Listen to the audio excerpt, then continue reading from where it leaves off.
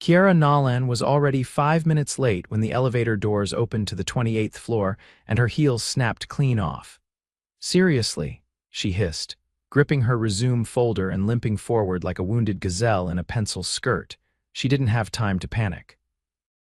She had exactly one shot at getting an interview with Crest Lane Media, a company so far out of her league, she might as well have been applying to rule a small country. But she'd done her research, prepped her pitch, and stalked their LinkedIn team so thoroughly she could name the receptionist's cat. Except, there was no receptionist, just 3 glass doors, one of which was wide open. A man sat behind a sleek white desk, phone pressed to his ear, typing something fast on his laptop. He didn't look up, didn't even flinch as she stepped in. Kiara cleared her throat, balancing awkwardly on one good heel. "Hi, sorry to barge in. I'm here to drop this off for Mr. Carmichael's team. Internship application." The man lifted his head just slightly, sharp jawline, black button-up rolled to his elbows, and a face that belonged in a GQ spread. "I'll make sure it gets to the right hands," he said, his voice low, smooth, distractingly confident. "Thanks," she breathed, dropping the folder on his desk. "Sorry again, long story, broken heel, she pointed behind her like an idiot. He nodded once, like he was used to people scrambling, then he returned to his call.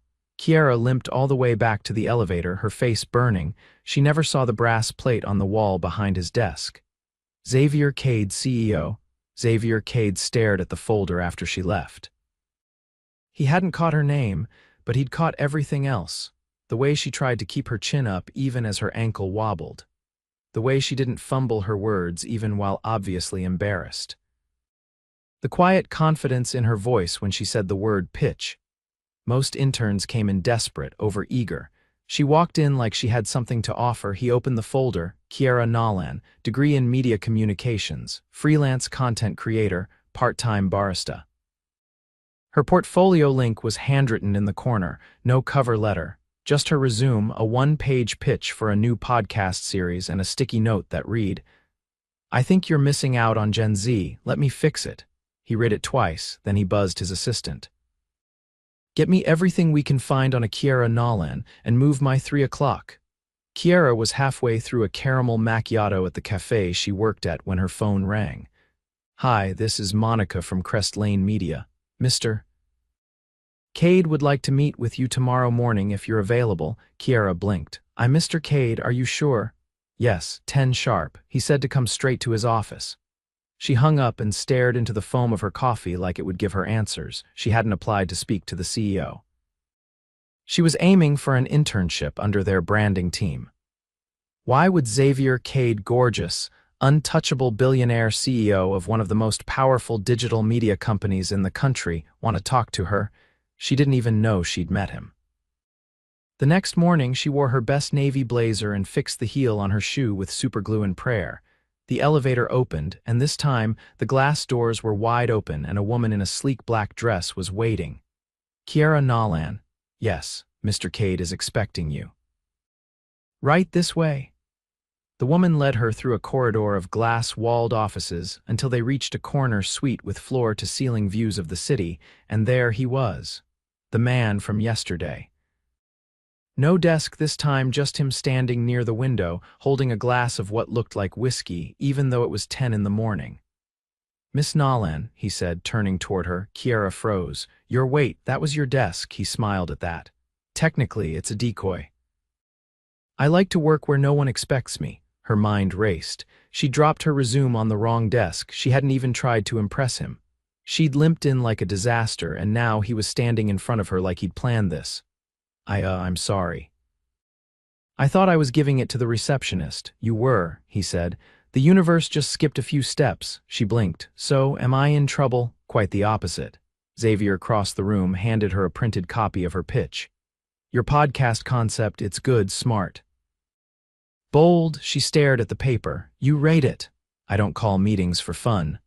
"What do you want from me?" Xavier tilted his head. "I want to offer you a temporary project contract. You'll work directly under me for 4 weeks. If you impress me, I'll create a position for you." Kiara's mouth dropped open.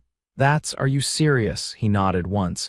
"You have ideas. I need people who can think like you." She hesitated. And you're just trusting a random girl who dropped her resume at the wrong desk. Xavier smiled again. I don't believe in accidents. Besides, I don't think you're random. She didn't know what shocked her more, the offer or the way her stomach flipped when he said that last word.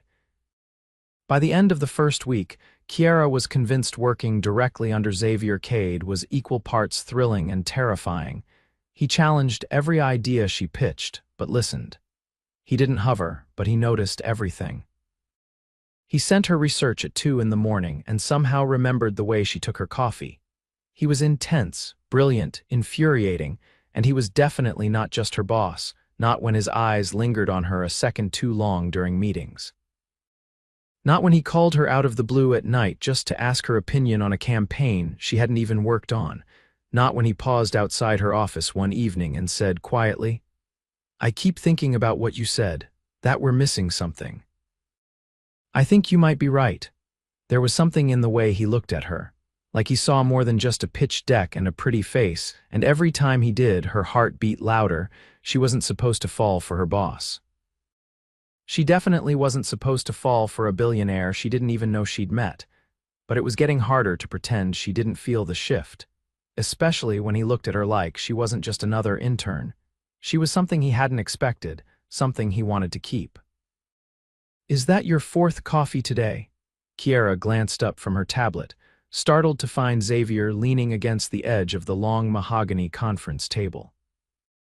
He had a pen tucked behind his ear and his sleeves rolled up again, exposing a silver watch she hadn't seen before, sleek, minimalistic, probably worth more than her rent for a year. It's tea, she said, flipping the screen toward him. And technically my second. Xavier raised an eyebrow. Should I be worried you're working yourself into a caffeine-induced breakdown? You should be worried I'm about to fix your broken Gen Z engagement numbers with this outline, she countered, tapping the screen. He walked around the table, stopping beside her chair. Walk me through it. She did, quick, no frills, straight into the meat of her proposal. A 10-episode miniseries, each one centered around a different digital subculture, told through the lens of creators who built them. Not interviews, immersive storytelling. Real voices, real stakes, modern pacing. When she finished, Xavier didn't speak right away, he just looked at her. What? She asked. You said you'd fix it, he said, and you're actually doing it. Wasn't planning on failing, she muttered. He gave a low huff of approval, not quite a laugh. Keep going. They spent the next hour tearing through the concept, refining angles, adjusting structure. He never raised his voice, never overpowered her. He challenged her not to undermine but to sharpen. By the time they finished, her tea had long gone cold. Don't rewrite this tonight, he said as he gathered his papers. Let it sit, come back to it tomorrow with fresh eyes. I wasn't planning to sleep anyway, she said half-jokingly. Xavier paused at the door, then turned. That's not something to be proud of, Kiara. She hadn't expected that. You don't think I should push harder? I think people who burn out early never get to the part where they win. Then he left, leaving her blinking after him, unsure if that was advice or a warning. The next morning, when she arrived at her desk, there was a box waiting for her, no note. No explanation. Inside was a pair of sleek black flats, designer, minimal, sturdy, and exactly her size. She stared at them, stunned. Hey, said a voice behind her. You're going to need better shoes if you keep running around this place. She turned. Xavier was already walking off, hands in his pockets like it hadn't meant anything, but it did. No one had ever noticed something she needed before she said it. Let alone a man who ran a multi-billion-dollar company, and that made everything more complicated. Because now she couldn't pretend this was just admiration. Not when he was paying attention to details that had nothing to do with work. Later that week, they ended up working late again. The office was nearly empty, city lights flickering outside the floor-to-ceiling windows. Xavier stood at the window, his tie off, top button undone. Kiara leaned back in her chair, exhausted but wired. Do you ever take a day off? She asked. He didn't look at her. Not really, she hesitated. Why? Because when I stop moving, I start remembering things I'd rather forget. Kiara didn't push. Something in his voice warned her not to. Instead, she asked, What would you be doing if you weren't here? He turned. You mean if I weren't running this? She nodded. He studied her for a moment. I'd be writing music. That caught her off guard. Seriously? I studied classical piano for 12 years, he said. Could have gone to conservatory, but then my father died and this company became my responsibility. Kiera didn't know what to say to that. She hadn't expected a man like him to say something so personal, so quietly. You still play? Not in years. Why not? He looked at her then. Because the last time I played, I felt something, and I couldn't afford that back then. For a moment, the air between them changed. Not heavy, not awkward, just deeper. Kiera stood, gathering her things. You should play again. Xavier didn't respond, but he didn't look away from her either. The next morning, she found a voice memo in her inbox. No name, no subject. She clicked it. A piano, soft, slow, haunting. She listened in silence, heart caught somewhere between awe and confusion. It wasn't perfect, but it was beautiful, and it was definitely him. She pressed play again. That afternoon, Monica found her at her desk. Mr. Cade wants you to accompany him to the Lucent Gala tomorrow night. Kiera nearly dropped her tablet. I'm sorry, what? He's on the host committee. He said you're the only one from the project he wants there. She blinked.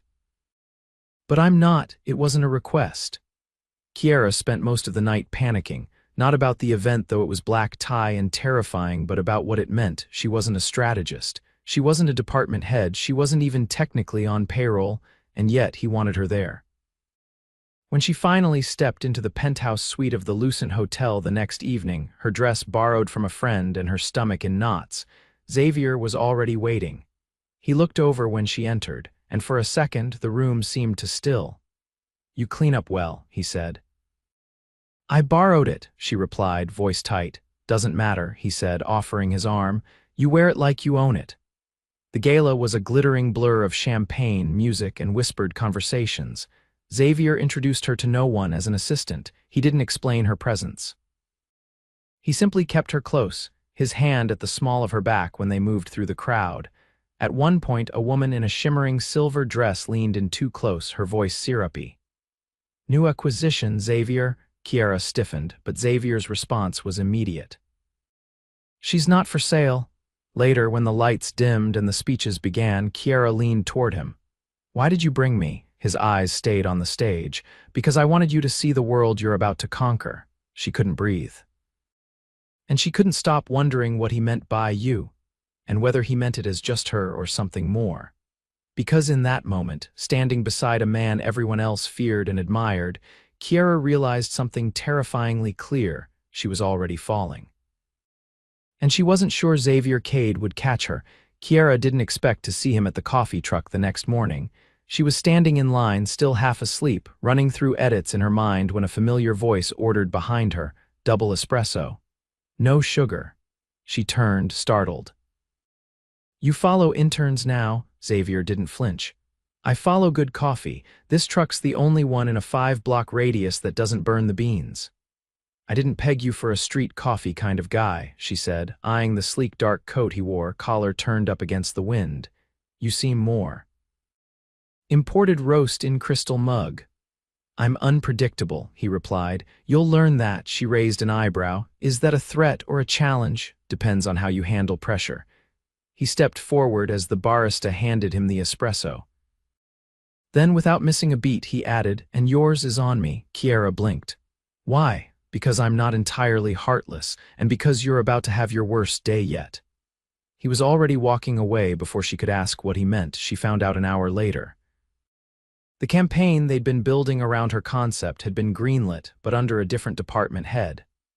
The credit was being redirected, the team reshuffled, and her position on the project downgraded to consultant, which in corporate terms meant out of decision-making range. She stared at the internal memo, her pulse spiking. She hadn't fought for this idea just to be benched. Not after everything she'd poured into it. She didn't wait. She walked straight to the executive floor, bypassed the assistant's desk, and knocked once before stepping into Xavier's office. He looked up from his screen, expression unreadable.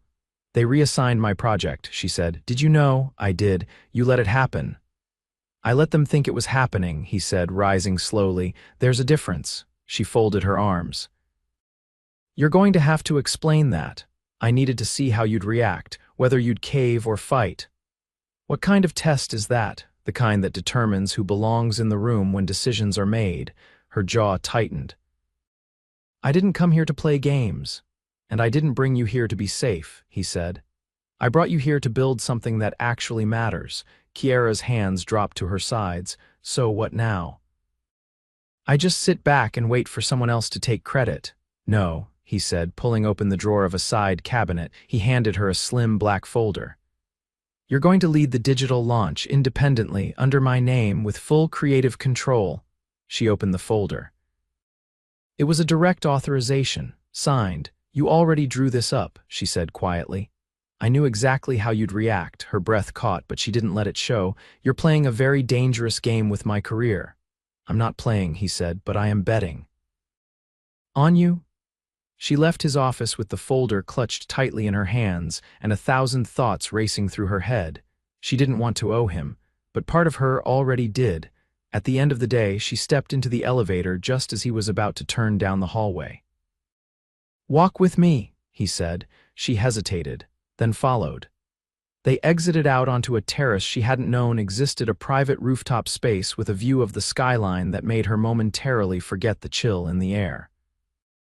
I come here when I need to remember why I'm doing this, he said, resting his hands on the stone ledge. Doing what? Running this company, building things, making decisions people hate. Kiera stepped beside him. And do you remember? Sometimes, he said. And sometimes I wonder if I made the wrong trade. She looked at him. What did you give up? He didn't answer right away. A life that wasn't built around power. Kiera studied the hard lines of his expression. Do you regret it? I regret how easily I became good at it. They stood in silence for a moment, the city pulsing below them. Then she asked the question that had been needling at her since the gala. Why me? He turned sharply. What do you mean you could have picked anyone? There are people with more experience, more connections, but you chose me. Xavier looked at her, and for the first time his voice held something different, not command, not calculation. Because I saw you walk into a room you weren't supposed to be in, and you didn't flinch. Because you think differently, and because you don't need to prove you belong, you already do. Her chest tightened. She didn't know what to say to that. He glanced down at her hand. You're shaking. I'm not, she lied. You're freezing, he said, shrugging off his coat and draping it over her shoulders in one fluid motion. She should have refused, but it was warm, and it smelled like cedar and something darker, something expensive and quiet. I'm not sure this is appropriate, she said, not meeting his eyes. I'm not asking for appropriate, Xavier said. I'm asking for honest. She turned toward him. You want honesty? Yes. I don't know how to do this. I don't know how to be around you and pretend it's just work. He stepped closer. Then don't pretend, her breath caught. He didn't touch her, didn't move beyond that single step, but the air between them shifted, not with tension but with permission. I can't afford to be reckless, she whispered. And I can't afford to let you go, he said. She closed her eyes for half a second. Then pulled away gently, handing him back the coat. I need you to be my boss right now, not whatever that was. Xavier took the coat, folded it over his arm. You'll have the launch meeting on Monday. You'll present directly to me. And after that, if you still want answers, I'll give them. He didn't wait for her to respond. He walked away first this time, leaving her on the rooftop, heart hammering and mind spinning with questions she couldn't afford to ask yet. But one thing was clear, he didn't just believe in her. He wanted her, and the only question left was how long she could keep pretending she didn't want him to. The launch meeting was held in a private screening room on the 32nd floor, a space so sleek it made Kiera's throat dry. The kind of room where decisions were made that shaped industries. Every major executive from Crest Lane Media was present, seated in tiered leather chairs with digital tablets glowing in front of them. But all Kiera could see was Xavier, seated dead center, his gaze unreadable. She didn't stumble. She didn't pause. For 49 minutes, she walked them through every layer of the strategy, every data-backed choice, every creator she'd already recruited. She presented not with hesitation, but precision backed by weeks of sleepless nights and sharpened instincts. When she finished, she didn't glance at Xavier. She looked straight into the eyes of the man who had tried to reassign her project. Questions. There weren't any, just a few quiet nods, and then a slow clap from Xavier alone. "Effective immediately," he said, rising from his seat. "This campaign will launch under our flagship digital division led by Miss Nolan. Any objections?" No one raised a hand. As the room cleared, Xavier stayed seated. Kiara lingered by the door, pulse still pounding. She didn't expect him to speak, but he did. "You didn't flinch once." "I didn't have the luxury." He stood, walking toward her. "No, but you own the room anyway." "That's what you wanted, right?" she asked. "To see if I could handle the pressure?" "No," he said. "I wanted to see if you'd take it and make it yours." She opened her mouth to respond, but he cut her off quietly. "I'm not going to keep pretending this is just professional." Kiara's heart thudded once hard. "I told myself I'd wait until after the launch," he continued. "But I'm not interested in distance anymore, or pretending I don't think about you every time I walk into that office." "Xavier," she started, but he held up a hand. "I know," he said. "It's complicated, messy, but not impossible." She didn't speak, couldn't. "I've spent years building walls around everything," he said, "but you walked in and made it impossible to keep them up." Kiara stared at him. "I don't want to lose what I've built here." "You won't," he said, "because I'm not asking you to give anything up. I'm asking you to let something start." She stepped closer. "How do I know this isn't just adrenaline, that this won't fade the minute the campaign is over?" He looked at her like she'd just asked a question he'd been waiting for. "Because I've had adrenaline before." "But I've never had you." Her stomach twisted, and for the first time she let herself admit the truth. She didn't want distance either, she wanted him. In all his impossible, frustrating, brilliant intensity, she reached out, fingers brushing his. "This doesn't work unless we're equals," she said.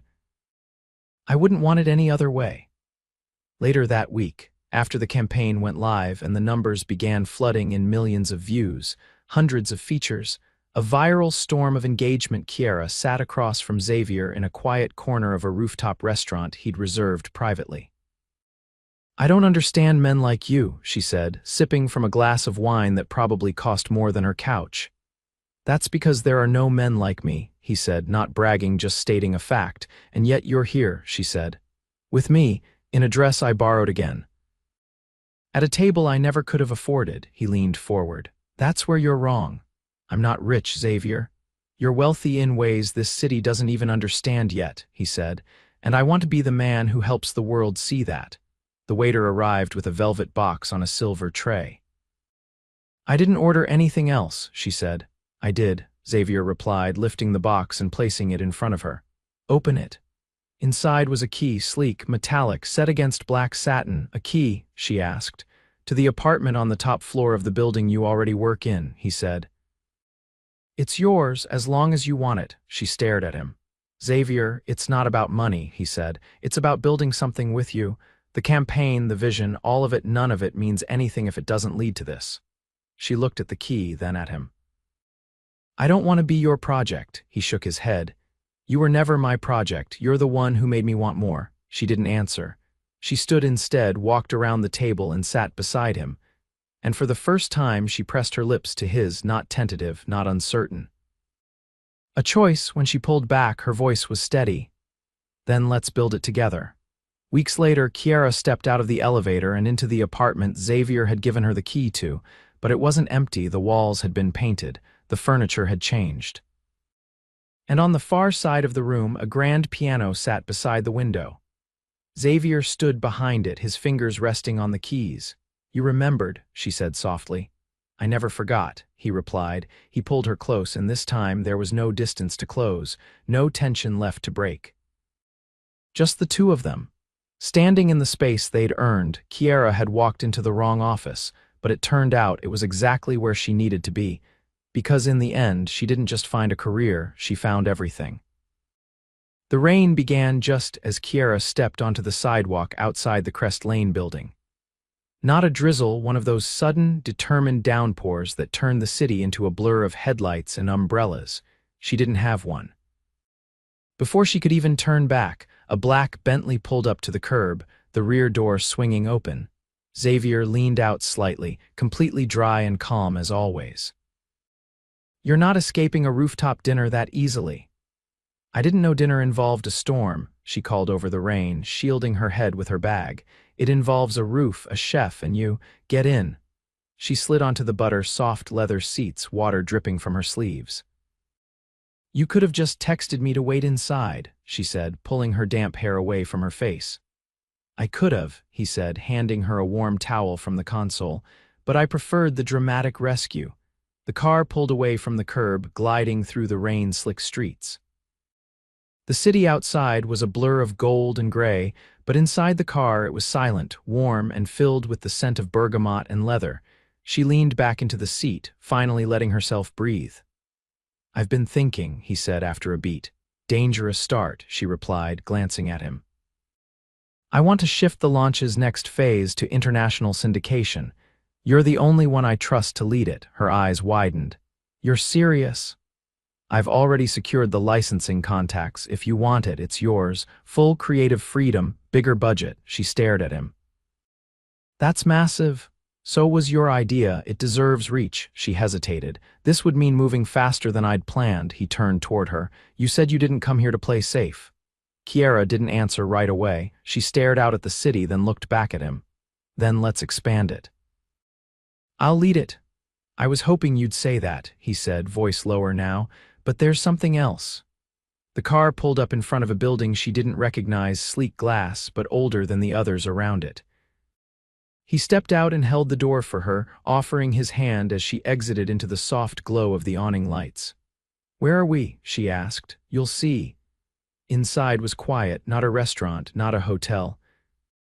A private space, open beams, high ceilings, and a baby grand piano sitting in the center of the room, surrounded by tall glass windows that overlooked the city skyline.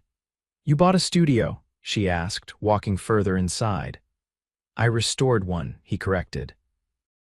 It used to be a recording space in the 70s. Fell into disuse. I've been working on it in secret. She turned slowly, absorbing the space. Why show me now? Because this was mine before the company, before the suits and the board meetings.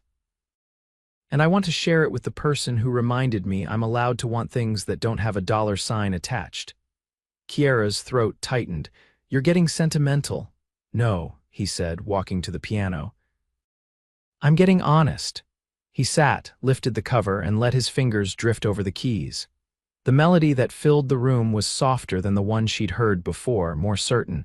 It was intimate, unguarded. When he finished, he looked up at her. I played that the day you walked into my office. She stepped closer. That wasn't your office, it is now. I changed the nameplate. She laughed, then went quiet, watching him. I want more than this, he said quietly. More than late dinners and hidden glances. I want something real. With you, Kiera swallowed. I never expected this, any of it. I didn't either, he replied. But now that it's here, I don't want to waste a second pretending it's temporary. He stood, walked to her, and took her hand. I've built empires. But this is the first thing that's ever made me feel like I'm building a life. Her voice cracked as she whispered, I love you. He kissed her, then slow, certain, anchored in everything they'd fought through to get here. I love you too, he said against her lips. And I'm not going anywhere. Months passed like pages in a fast-turning book. The international launch shattered records. Kiera was offered a permanent executive role under Xavier, but she countered she wanted her own division. He gave it to her in full, no conditions. They traveled. She spoke at conferences in London and Tokyo. He joined her in Lisbon, where they signed a distribution deal on a rooftop under string lights and sea breeze. Some nights, they returned to the studio, just the two of them, where he played and she wrote, a space that belonged to them alone. And then, on a crisp fall evening, Xavier took her back to the same rooftop where they'd first stood in silence overlooking the city. But this time there were candles and music, and a ring. He didn't kneel, he didn't need to. I want forever, he said. Not just because I love you, but because I respect you, because you challenge me, ground me, and remind me who I used to be and who I still want to become. Kiera's answer was a kiss, fierce and unwavering. They married in the studio 6 weeks later. No press, no spectacle. Just them, a few close friends, and a pianist who played Xavier's song as she walked toward him. Afterward, they danced barefoot on the old hardwood floor. Kiara looked up at him, her hands around his neck, and whispered, "So this is what building something real feels like." Xavier kissed her temple. "No, this is just the beginning." And it was. In the years that followed, they built more than a company. They built a partnership.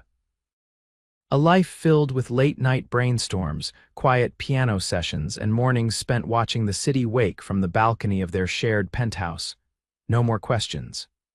No more games, only the certainty that they had chosen each other fully, fearlessly, forever.